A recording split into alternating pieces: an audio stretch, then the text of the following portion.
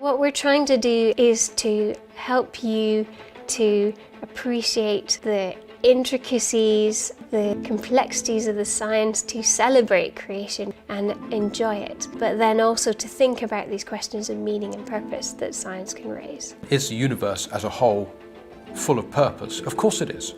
And that's why we think it is, because in a sense we are resonating with this deep instinct that things are not simply random. When I look at some of the things that I study in science, I never cease to be amazed at quite how impressive the world is. Christian scripture describes God's creation as good, and as each of the different components, as God creates them, being deemed good. And I think that's indicative of the natural tendency I feel I have to ascribe intrinsic value to creatures. The natural world, as I've come to understand it more, in my view, is a reflection of the goodness and the wisdom of its creator. The genetic code is clearly very special. It's what we mean by special, right down to this fact that it has curious, deep properties that seem to be more or less predictable. There's a series of interconnections between God, humanity, and the rest of creation that are playing out all the time. And in an ideal world, those connections work really well, and the land flourishes, people flourish. And one of the things that excites me about Christianity is it's a lens that brings my experience, my observations of the world into far sharper focus than anything else I've discovered up to this point. We need that clarity. We need that sense of being able to see things properly. For me, studying the wonders of a living world is an exercise in art appreciation. So for me, the joy of discovery is also the joy of appreciating the world that God has made.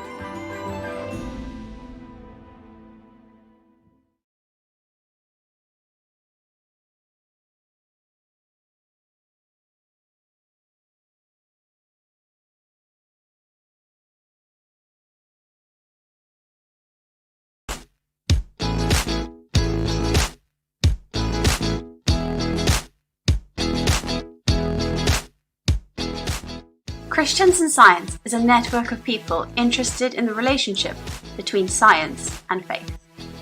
Our members include research scientists in universities, engineers, theologians and philosophers, as well as students, school teachers, administrators, and anyone interested in science and faith issues. CIS members receive access to the Science and Christian Belief Journal, monthly email updates, and a quarterly newsletter. You can also receive discounted tickets to our conferences and events throughout the year. Our CIS local groups provide the opportunity to meet, listen, and discuss science and faith issues with other CIS members on a regular basis. As a full-time student, you receive your first year membership for free and discounted rates for the remainder of the course. These discounts continue for the first 4 years after your first degree. If you recognise that the work of CIS is important and would like to support us without becoming a member, you can join us as a friend of CIS. I am a member because CIS is a great community where you can get support, encouragement and also challenge, which I think is important. I'm a member of CIS because I'm passionate about both science and my Christian faith. I am a member because I want to support the work that CIS does. I'm a member of Christians in Science because I value the teaching, the learning, the thinking, the analysing opportunities that I've had throughout these years.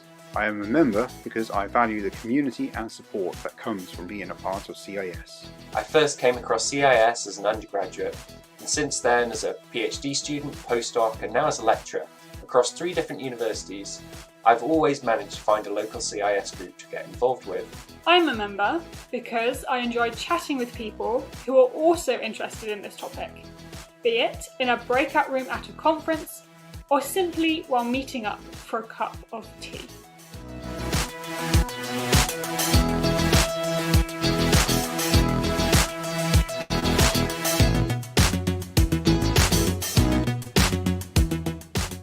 To learn more or sign up, please visit our website.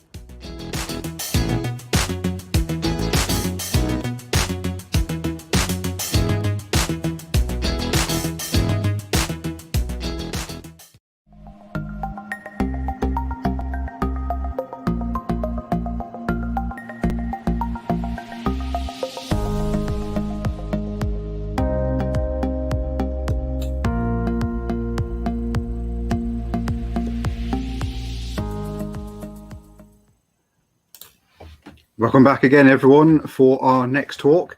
I hope that during the break you were able to get some brews in, but also that you've been able to watch some of those promotional videos for both CIS and those other UK science faith organisations that we've been playing between our talks.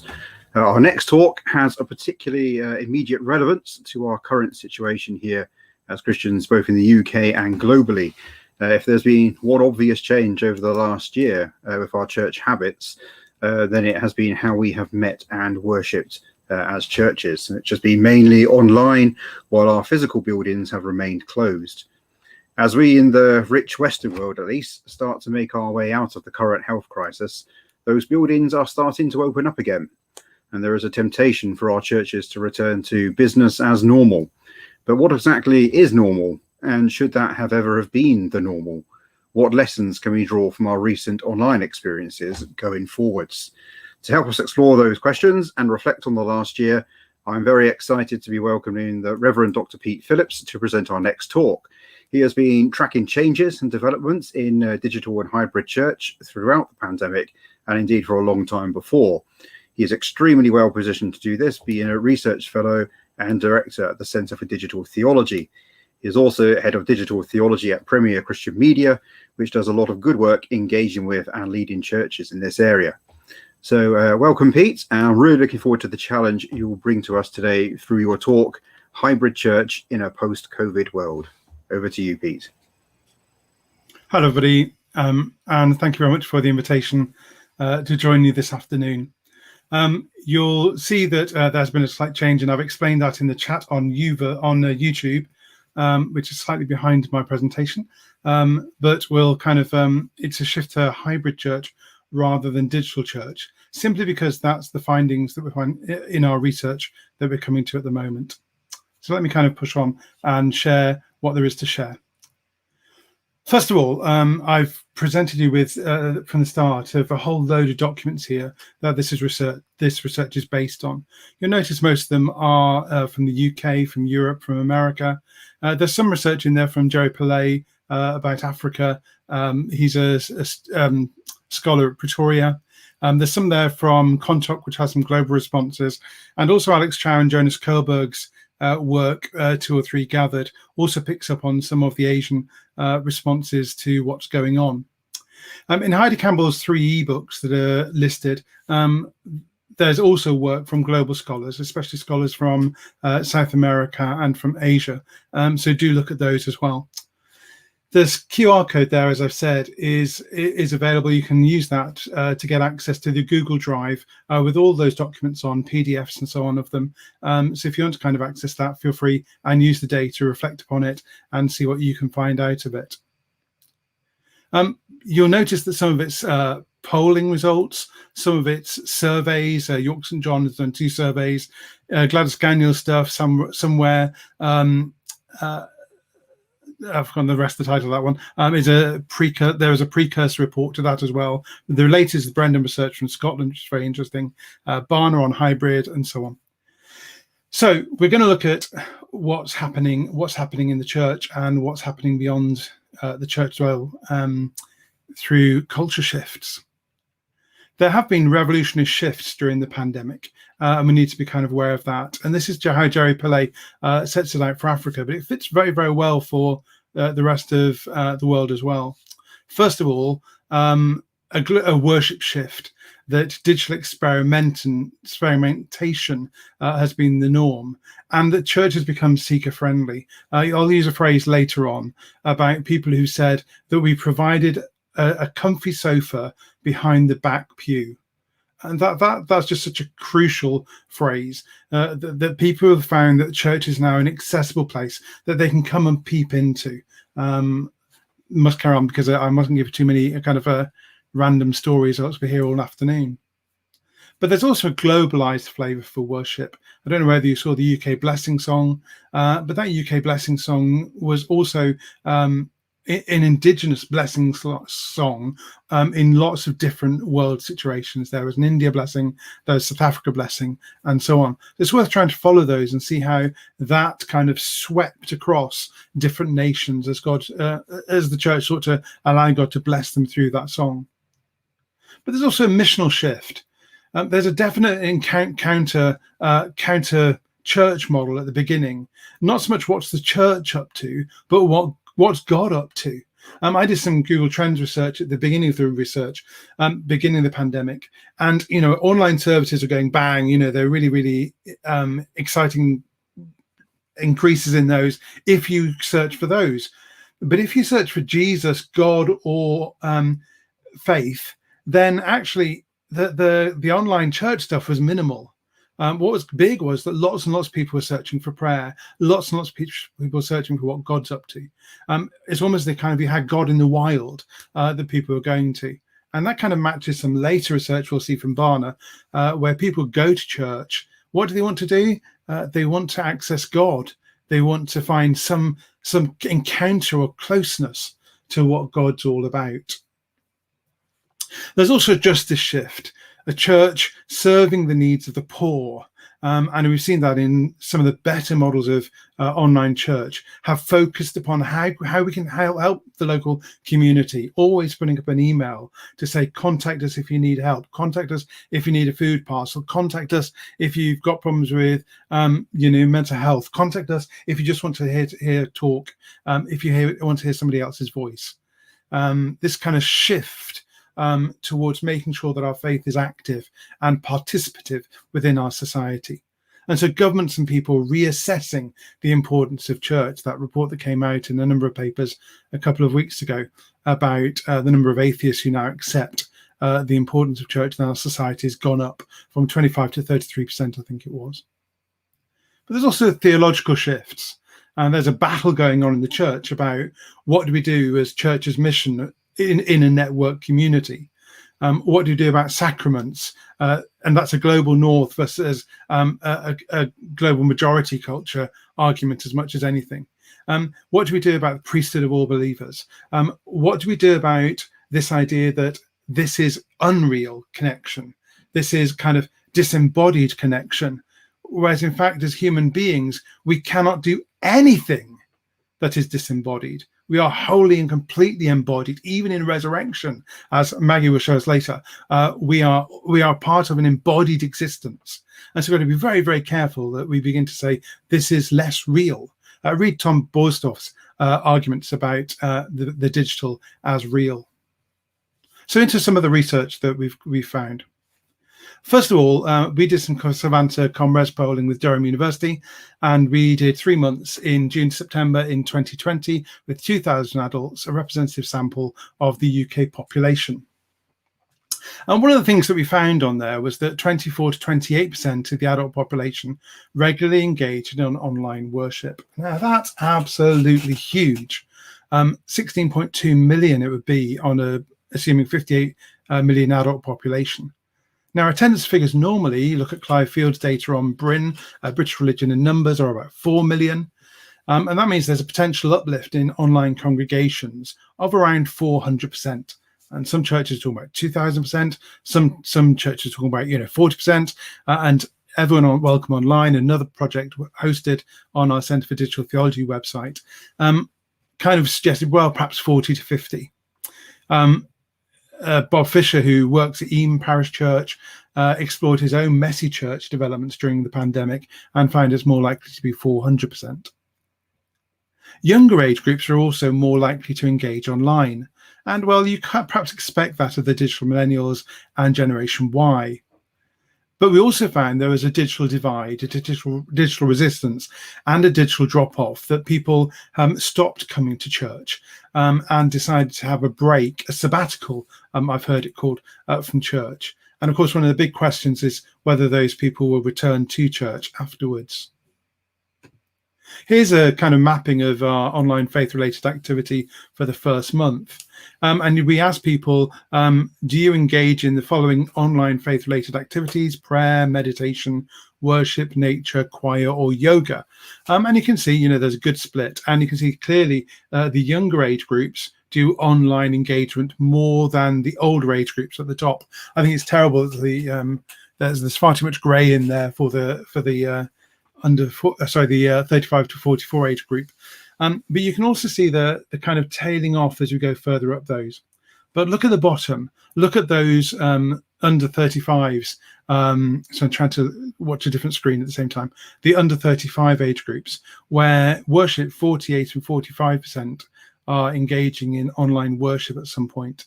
Now, those figures are once a month, because that was what the National Social Survey says is regular attendance at physical church or on-site church, as Katie Tupling is writing. Katie's got this idea, this fantastic idea, that we should be talking about on-site, online, not physical and digital. And she's right, absolutely right. But even I'm trying to relearn my own kind of language in order to make that proper. The disabled church were the pioneers of online church, and those of us who are not disabled have rushed online and not actually talked to those who are indigenous members of the online community. Katie's putting us right on that. Thank you so much. But you see, the youth are there, and young adults are there, and we need to kind of be aware of that this dynamic is for a different shift of what's going on. I'll try not to answer this question at the same time. This is from the Irish Church surveys that were done by Gladys Gagnon at Queen's University Belfast, and I've created this colour chart as a response to it. And here you can see that there's a shift in patterning of what's going on here. The Catholics, who are the green and the light blue, tend to focus upon several per day models of engagement, or once a day or something. But the Protestants, Presbyterian, Church of Ireland, Methodists, sorry for putting Methodists in grey, they focus upon several per week, or especially once a week. And so there's a shift here between digital provision on a Sunday, which seems to be kind of the norm in Protestant circles, and digital provision across the week and lots of different opportunities. A change between saying that church services are what's important in the Protestant church to discipleship, regular discipleship, is what's important in the Catholic church. It's really interesting that what's happened over the we'll see in a bit, what's happened over the whole spread of the pandemic is that discipleship has become much more important, with regular features of daily prayer and Bible studies and Alpha and so on becoming more important, rather than simply saying it's about Sunday services. And that may have an impact upon what happens after the lockdowns close, once we've kind of into the kind of endemic stage of the pandemic. Here's some research from Scottish Church Survey, Brendan Research, out in January 2021. 96% offered online worship in Scotland. 82% plan to continue to offer online worship. So that hybridity continues. 27% increased partnerships with others. 51% helping more people than usual, and so on. But also the negatives of it, that, only 53% managed to keep their food banks open, which is worrying in a society increasingly dependent upon food banks. 93% found loneliness to be a challenge in their communities, and 70% recorded more mental health issues in the community. 44% saw their income fall. 44% it's awkward, because they split the number of ministers across 100 villages in Scotland and said that's how many of those villages would have those problems. You can see here that there's about 430% growth in online church and other content. Again, the kind of 400% figure appears. And meaning that more Scots were engaging in online worship than prior to the pandemic. I'm not sure what it says reading there. And it's a link as well, a mixture as well of live stream, pre-recording and interactive. But with 92% focusing on once a week, again reflecting the Protestant pattern that we saw in Ireland, and 11% focused on at least once daily. But 71% provided other resources such as prayer, Bible studies, online cafe, church clubs, toddler groups, and so on. The recommendations here are online worship must be adequately reflected, and online worship is here to stay and needs to be adequately resourced. It's really interesting. We talked about digital church at the beginning, and by this time, by January 2021, lots of people are beginning to talk about hybridity and this mixture between digital church and physical church as a future missional model for the church, and we'll hear more of that a little bit later. Here's one of the reports from Barna in the States. And again, it talks about faith expression, the pandemic.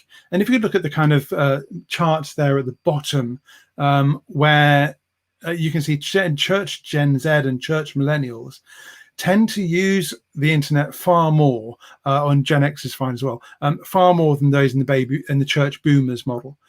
67 to 64, 58 are accessing the internet for faith purposes, even as a faith supplement. And so this idea that you don't go to a physical church, you actually go online for faith stuff. And then as a kind of, supplement is for both, but then as a substitute, 58 and 51%. So that's some of the research, but as I said, I've opened up the Google Drive, and you can go there and find other reports yourself and look through all this material and come to your own conclusions on it. So where are we going forward? First of all, 6 in 10 attenders go to religious services primarily to get closer to God.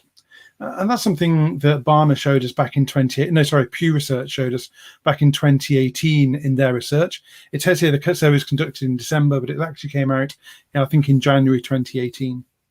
So remember that actually when people are coming to church, they may be coming for a reason that's nothing to do with the people who are there with them or the liturgy or anything.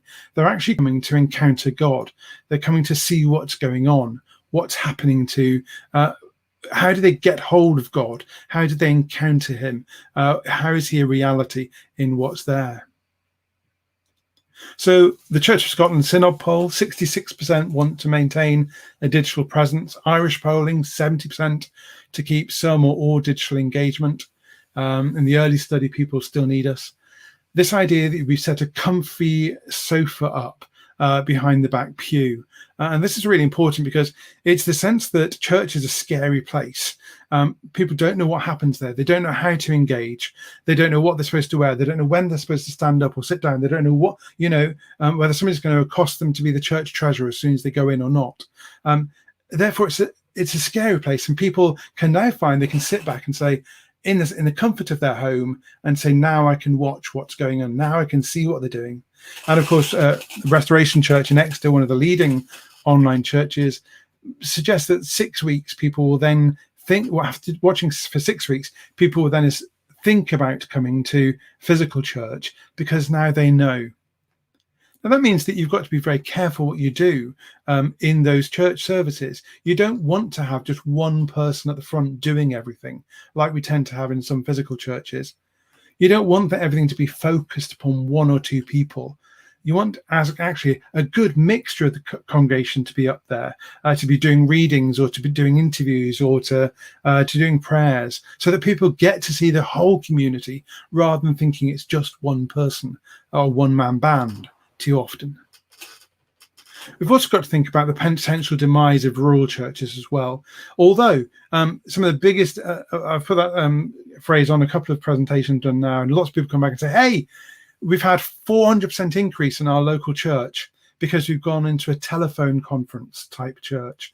And we had 3 people coming to church in our chapel. Now we've got 12. We can't go back to the physical because then we'll lose all these people who are coming along. So a really interesting thing that's happening with that. But also, Barna suggests that 81% of people still think experiencing church alongside others is really important. So it's clear we're going to see a kind of mixed mode, a hybrid mode for the future, where we have both this sense of congregational gathering in buildings and then congregations doing more and more discipleship online. So let me kind of go to the next stage. We need to think as well that beware thinking it's all about live streaming worship. It also is also about encountering God midweek through discipleship and prayer, encountering God in daily prayer. Durham Cathedral has started its own kind of college now, exploring daily prayer because the numbers are so huge. Lots of people finding that whereas Anglicans won't come out for morning prayer into their parish churches, they will come online and share it, and also compline the evening prayer and so on. WhatsApp prayer groups, prayer chains, networking. I'm in a great WhatsApp prophetic prayer group where I get about 30 messages a day, people talking about what to pray about and interest and so on. Social networking to hear people's needs and responses, again, and allowing the justice to flow through that. And will we have more business meetings online because people don't have to kind of come home from the commute and immediately jump out, or else they've all got things set up now because they're used to using this. Would that not be a better model to use for the future? So the plurality of online networks, phone, voice meeting, video meetings, and so on.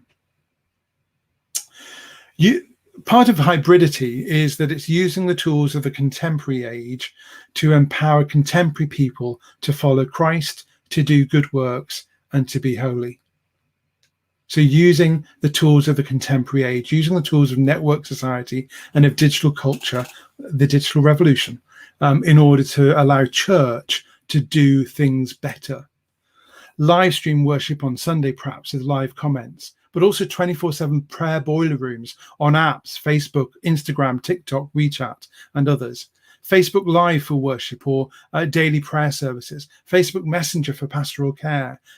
Beware the issues of pastoral care on open networks. Zoom for interactive worship or coffee morning meetings after live streaming.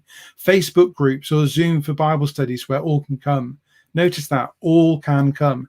The sense that digital is a place to engage with all people to be part of the community, and not just those who can rack up to a physical church every week. Prayer spaces, fellowship, encounter across all screens. And of course, that big issue that Matthew's already raised in the chat, I think, about sacramentality. What are we going to do about ritual? Not just doing offline church or on-site church in the digital space, as though we're just kind of giving people a portal, quantum portal perhaps, into that chapel experience. But how do we actually allow the ritual to happen here, so that if I break bread and wine, we're aware that the bread and that God consecrates the bread and wine with you, and we can share that. As a Methodist, I can't do that. I'm under discipline of the conference not to do it. Do we not need to kind of look further about that? This morning, Andrew raised the spectre of Marshall McLuhan, the medium is the message. But perhaps we also need to raise the issue of Neil Postman about entertaining ourselves to death. It is indeed true that the affordances of technology, and you know what affordances are, the things that technologies allow us to do, the things that are highlighted by them, the affordances change what we do. So, do the affordances of YouTube lead us to entertainment models for church? Do we end up always with the sense that we need to do everything like the BBC or like Hollywood or something, that we need to be all singing or dancing? What does Zoom do when suddenly we kind of have a church which is reversed and we see everybody's faces? Whereas, if you go to a normal church, you probably sit in a pew and look at the back of somebody's head all the time. There's somebody saying to me that they've done a Zoom church, and they're now thinking about what happens when they go back into church. And they've realized that they want to take all the pews out because they want to sit in a round so they can see one another. So the Zoom experience allows more community than the church experience. So they're now trying to turn the church into a more community-orientated church. Really interesting. Facebook, of course, mixes the text messaging and with some video, and so perhaps provides an alternative. But Facebook is then, what's going on with Facebook? The importance of inclusion, the use of subtitles in our digital, whereas we can't provide the subtitles in church, alt text on our images, the issue that Zoom actually helps people with autism to reflect upon people's faces and to see what's happening, although sometimes there's a barrage of faces and kind of they can focus in on the one person who's highlighted and engage with that. There's some great study out about how Zoom with breaks allows your mental health to be improved. So do take those breaks in between all the talks today. WhatsApp, Signal, Telegram are also great places to do texting, and plus pictures and so on. I think in a way sometimes Zoom might be even better than physical church for seeing people's faces, and Zoom therefore has been one of the go-tos for community-orientated church. But there is that issue about whether Zoom is too visual for us. There are too many faces to read and to focus upon. And really you should turn self-view off so you don't have to be faced by looking at your own face as though you're looking in the mirror all the time. But in live stream church, we've got to accept the fact that the congregation is physically absent from the leaders. Using Nancy Baim's stuff in her book on encounters in the digital age, Nancy Baim, B-A-Y-M. She talked about physical absence, this absent presence that we engage in. But how do we engage? How do we enable the very question Paul's asked in the chat? There's a danger of ending up with two-tier congregation. How do we engage both in person and you can't have, it's got to be how do we engage both on site and online worshippers together in the community. Those people in the building and those people online are both in person. You can't be, I'm not out of my person because I'm on here. But the sense of hybridity, the sense of trying to bring both of those congregations together, and we need tech support in order to enable to do that. Thinking about a church in America that I'm working as a consultant with, and they've got an old Victorian church, and it's an ancient monument basically in America, and so they have a robed choir and they have lots of white space, and so they want to have transparent screens above the choir in order to beam the Zoom members of the congregation in, like a kind of spiritual cloud of witnesses who are there engaging. And then they want the congregation who are in the church to be beamed onto the Zoom thing as well. So you end up with having both congregations engaged at the same time. I need to come towards an end and stop rattling on here. But VR church is a possibility, although DJ Soto's work in San Diego is kind of a bit further beyond where we would perhaps all be comfortable with. But also this idea of Facebook rituals and Twitter rituals that Pauline Hope Chong's talked about. What's real? What isn't real? The reality of so-called virtual worlds is shaped by their status as persistent contexts of social immersion. And if we could have had a kind of longer conversation about this, I would have loved to have done that. Virtual worlds are additional realities. They're not virtual at all. They're not unreal. They're not impersonal. They're not lacking in social presence. Any of us who've done online learning at universities during the lockdown know that we can still have social presence with our students, even if we're all on Zoom together. Digital worship then is a new or alternative pattern for worship when old or normal patterns have been interrupted. And let me leave you with one question. Are we socially present online? I'd argue that we've experienced during the lockdown a kind of revolution in our understanding of what engagement is like online, that we can now engage with one another, connect with one another, and have that social connection with one another. I do think we still valorize on-site social presence. And I wonder how much we do engage with social presence online. Somebody recently said, are we really going to have to continue with digital church without us in all little boxes? And kind of focusing on some of the negativities rather than joys. And I tweeted back, well, do we really want to continue with physical church, sat in a uncomfortable pew, looking at the back of somebody else's head? How much social presence can we have in old forms of church? And how much more social presence can we have in a new form of church? Thank you very much. I'd like to kind of encourage you to kind of go and read more, find out more about hybrid church and see what the research patterns are saying. Thanks very much. Thank you very much, Pete. That's an incredible tour de force of the new era of hybrid church. I think that's coming. We'll send that link that you provided for those studies around the attendees list as well. In a follow-up. Just to get us started, we've had quite a lot of questions already. On a very basic and practical level, what do you think churches can do immediately to start moving to this hybrid model rather than just springing back to what they were doing before? What kind of things should we do now to avoid stepping back, as it were? Yes, I think the key thing about hybrid is saying what technology can we use which can help us reach the community and which can do where we kind of draw alongside God in the mission that he's doing in our community. And that doesn't just mean doing digital technology. It means about phone technology, paper technology, food bank technology, social justice technology, washing car technology. Bryony Taylor, Joe Cox-Darling all talk about the power of putting a chalkboard outside your church and writing on it, allowing people to engage with that. So it's using the joys that we have, the multiple technologies to engage with people. And so that's all open to us. We may not have got hybrid right yet, this idea of mixing physical, on-site and online congregations at the same time. Yep. Yeah. We may not have got the technology to do that yet, but we need to experiment and provide that technology for other people as well. Yeah.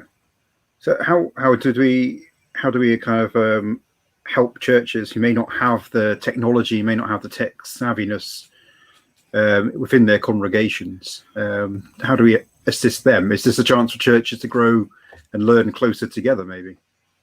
Yeah, I think so. So there's fantastic groups on Facebook, aren't there?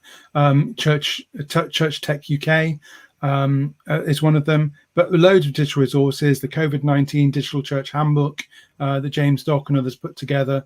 Premier have run a whole year of webinars that I've hosted, looking at different aspects of it, and we're going to be pushing that out. I think we had 500 people signed up for a webinar on Wednesday about tech for hybrid church. And kind of we've got another one coming up about hybrid church and one body, so that we're kind of trying to address that issue of engaging both communities at the same time, on site and online. So there's loads of help out there, and loads of Premier's got a video library stacked full of free resources upon how you can do hybrid church and digital church and what the tech you need to have for it. So how do you think we avoid if we've got the technology sorted, how do we avoid giving the impression that we're creating a kind of two-tier congregation of people in the building and people still online? So I know for myself, I'm still worshipping from home, whereas my church has started to meet again in person. But many of us are not ready to go back to the building, as it were. Yeah, I think that's a huge issue. Remember the early church? So there's a time in the early church when the Roman government forced people to give incense at the temples, to offer incense at temples for the Roman emperor. And the church is split over this, between allowing those people to come back to church or kicking them out, and saying, how dare you do that? You've polluted it. You've polluted us with everything. And I see some of that in Paul in 1 Corinthians 8 and 10 about, meat sacrificed to idols. And you end up easily in church with this kind of two-tier, we're the pure church because we meet in buildings still. Yep. Or we're the pure church because we're still meeting online. Yeah. And we've got to get rid of that. We've got to get into a kind of better model where we actually see that the body of Christ is all those who follow Jesus. All those who seek to serve God, all those who want to see God's justice enacted in our world, the kingdom come. And kind of we need a mature way of saying, okay, it's okay for some churches to go into buildings and to worship there, but let's not expect those with disabilities or those with shielding concerns or those who are long-term ill, those with long COVID. Let's not expect them to have to rack up to our physical churches. Let's actually allow them to engage with us from home, from their beds, from wherever they might be, because they're as much an important part of the body as we are, as who can rack up physically. Yeah. Very kind of practical question here. How should we manage people sharing personal prayer requests on things like WhatsApp groups or on Facebook when the groups may appear to be private, but ultimately may not be, or other people could join those groups at a later date that we might not want to review those comments? Yeah, so I mean, we've always got that problem of privacy, haven't we? So some of us are shifting our WhatsApp groups over to Signal and Telegram to try and avoid Facebook's monopoly over WhatsApp.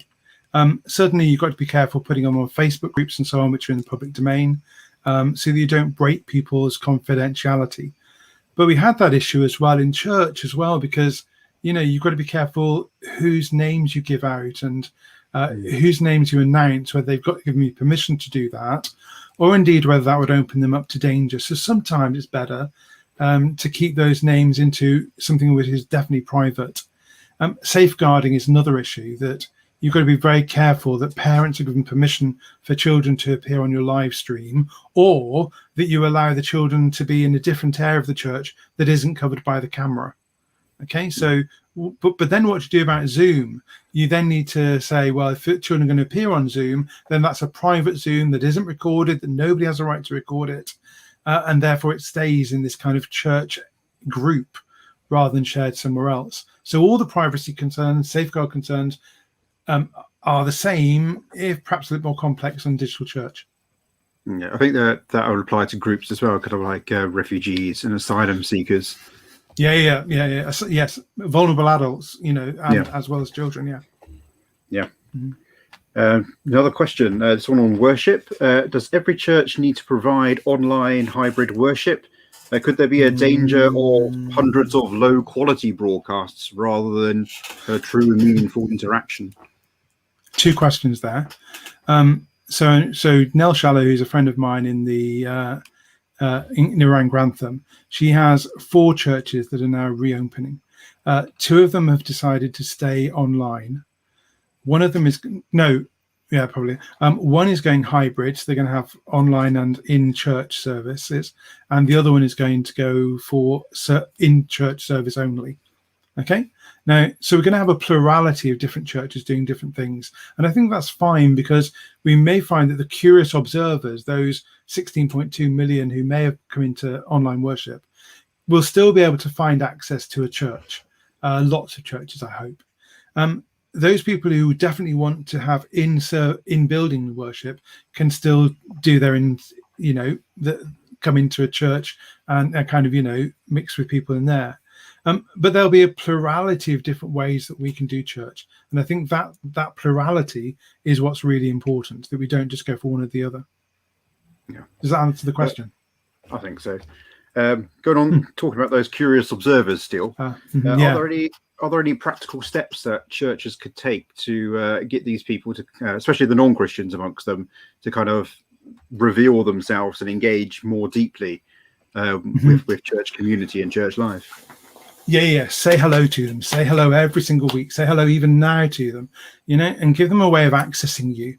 So give an email address to contact, or set up a coffee time where they could meet with the vicar or the minister or priest or whatever. Give them access to the church and show them what you're doing. But also, what happened in a small church up here in Gateshead is that the people who are engaging online, they sent out a £5 ad on Facebook for 1 kilometre around the church, okay, in a dense urban environment. And their church viewing on YouTube went up 400%, okay? It went up a lot more, went from 60 to 1,000 views. Okay, it's a lot more than 400%. I'm not a scientist. But what the really exciting thing was that then people from the congregation started bumping into people in the streets in Gateshead who said, "Oh, I saw you at the church. Really, really good. Thank you so much." And they say, "Oh, great. What's your name? Should we pray for you?" "Oh, that'd be great. Thank you." And so they then go in a prayer meeting that's not recorded, not broadcast, and they pray. And then suddenly they kind of go back out. "Oh, we prayed for you. How are you? What's going on with you? Have you had your jab, or anyone who's kind of got problems? Can we bring a food parcel or something?" Social justice working beyond that. Prayer for social justice. And then what happened is the people were saying, well, we saw you again on Sunday. It's really, really good. We're connecting now with you. Really looking forward to perhaps popping down to the service afterwards. By the way, here's some money. And they give them an envelope to put that in a collection. So people in the streets were engaging with them because they were reaching out through Facebook to engage with them. And it's kind of set up this community engagement all the time. That's a really, really good idea, actually. Yeah. Really relatively simple to set up as well on Facebook. Yeah, so yeah, definitely. So yeah, thinking about those figures you showed about why people go to church, the kind of 61% saying for a deeper experience. One of our attendees and myself, we've both noticed that only 4% go to church because they find the sermons valuable. So this person is a preacher, and he's asking, is there anything he can do to make his sermons more valuable? Mm-hmm. Talk about God. John Drain, who have been kind of quite close to the last, well, I mean, good friend John, but chatting with him about various things over the pandemic and so on, and Olive as well. This sense that people want to connect with God. And so John volunteered, when they put out a call at the beginning of the pandemic for ministers to come forward to the Scottish government to do services and funerals and what have you, he phoned them up and said, I'm not sure whether you're interested in this, but I don't want to offer for services for funerals. Loads of people do that. I'd like to offer spiritual care to the community. And I think he put this on an online form, and within half an hour, somebody from the government phoned him up and said, okay, we'll take you on. Since then, he's met with 2,000 individuals individually on a one-to-one call, okay, and offered spiritual care to them. Okay, that's what people want. They don't want us to do the kind of thing of, oh, well, this is what's happening in the world, and how do we, apply Christian principles to this and that and the other. They want to hear about God. They want to hear about how they can encounter him, about how they might engage him and open their lives to him. And that's John's absolute finding, that it's giving people a place of encounter with a living God. For others, it might be through ritual, through encountering God through nature, encountering God through meditation or through prayer. And it's kind of relearning all that thing about not being afraid to talk about God in our day-to-day language. Commented there on ritual. We've got a question asking if you think church organisations such as the Church of Wales in England, Methodists, etc., should they be developing unique liturgy for online worship? I think so. Lots of liturgy has already been developed, and I think it's better to do experimental models everywhere. So one good example, Miranda, one of my first experiences that I constantly go on about, Miranda Threlfall-Holmes is a vicar in St. Bride's in Liverpool. She was doing online prayer one evening, and she put a candle up, and she said, right, let's, she did the kind of thing which I suppose you're not supposed to do, put names into the Facebook chat, and if people want to pray for, and then if you agree, you want to say amen, press the like button. And what actually happened was you had this candle and then names going up in the darkness in front of the candle as though they were ascending to heaven, and then people were pressing hearts, and they were kind of wrapping up, the hearts kind of wrapping up within the prayers. That is itself a fantastic ritual. Emma Major, one of the key movers in the disabled church, she does these rituals where she kind of colours in these pictures and designs online and prays at the same time. The bigger ritual, of course, is that we need to find proper ways to do online communion. Too many people have died without the chance of having bread and wine, and we as a church have let people down in that. And I really look forward to the Methodist Church, Catholic Church, the Anglican Church. I don't have much hopes for the Catholic Church changing, but actually saying online communion is a real thing because it's God who does the consecrating, and that we can bring that kind of ritual into what we're doing. Yeah, that's a very important issue that has really come to fore, I think, in the last year. I was talking to a church in I did a webinar to a group of African leaders the other day and said this, and they were absolutely gobsmacked because they were saying it's so important for us to be able to share bread and wine through Zoom, and it's been one of the things that kept the African church going during that time. We've got time, I think, for one final question. we've been talking about kind of acting locally. You were saying about like the Facebook ads, and but is there opportunity for the church to be focused on kind of global communities as well as local ones? Yeah. I mean, I think the inclusion model for hybrid church is really, really important, because it actually allows us to connect globally with people. And so we can use digital to make connections between different churches. We could draw together a global community that is twinned with one another, so that actually we hear African preaching here in the UK, or South American preaching here in the UK, and they, vice versa, can share pulpits with them.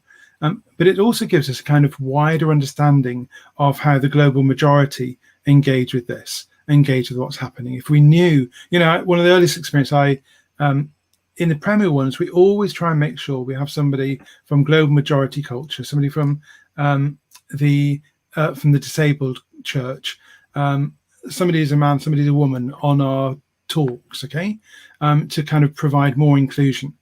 And we just spoke to somebody from Pretoria in South Africa, and he said, one of our big problems is data. People can't use social media during the week because they need to save up their data to watch online church on Sunday because data is so expensive. And that just floored me, because, I've got free data. And so I take it so much for granted. And I'm thinking, well, how do we change that? Is there a way of us getting more data to these people? And, whenever I talk to somebody in Africa, especially, this issue about data is absolutely at the top of the agenda. Just as it is for people in our own communities, who didn't have data to allow their kids to go online, or didn't have the devices for their kids to go online. So there's a huge social justice issue with digital that we take for granted in the West. So the more engagement we can have with the global majority world, then perhaps the more we need to learn, rather than kind of be locked up in our white centrist world up here in the north. Yeah, that's really interesting. And we're very keen on sending kind of people to be medics or even engineers to the majority world. But yeah, maybe that's actually a very practical step that we could be thinking about instead. Yeah. But I loved Anna's talk, but the thing that's been really going through one of my backhead moments as we've been talking is this whole idea of quantum entanglement. What would it be like to be quantum entangled with the global majority church? So that we're bringing that kind of engagement through the portal, as it were, to link up with one another all the time. Yeah. That would teach us so much more. Yeah, I think that's a real opportunity, and it's kind of sad that we've had to wait for this crisis to get us to start thinking in these different ways as well. But I think we're going to have to draw things to a close here. Thank you so much, Pete. That was a great talk, and it was great to be able to discuss it with you afterwards. My head is just swimming with ideas and things to chase up. When this talk goes live on YouTube, I'll be sending it on to a number of people in my church as well. So I think it's been quite inspiring, as well as being very kind of practical as well. So thank you very, very much, Pete.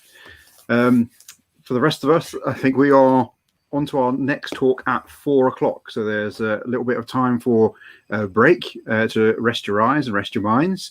And we will see you all back here at 4 for our final talk. Thank you.